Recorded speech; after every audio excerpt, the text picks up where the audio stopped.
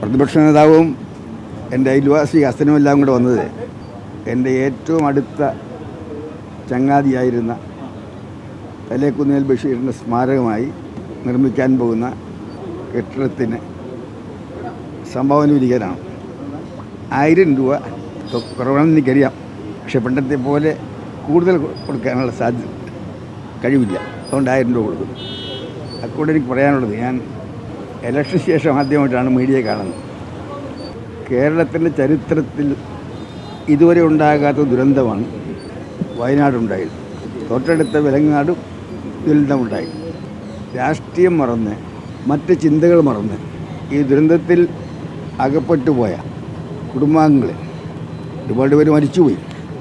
എത്രയെന്ന് ഇപ്പോൾ അറിയത്തില്ല.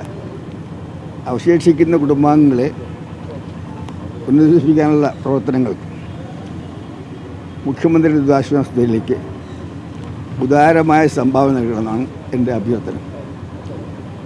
MP ആയിരുന്ന അവസരത്തിൽ പഴയ പ്രളയത്തിനെല്ലാം ഞാൻ കൂടുതൽ പണം സംഭാവന നൽകിയിട്ടുണ്ട്. ഇപ്പോൾ അതിനുള്ള കഴിവില്ല. പുതിയ വാർത്തകളും വിശേഷങ്ങളും ഇനി വിരൽ തുമ്പിൽ. എല്ലാ ഡിജിറ്റൽ പ്ലാറ്റ്ഫോമുകളിലും ഇപ്പോൾ സീ മലയാളം ന്യൂസ് ലഭ്യം.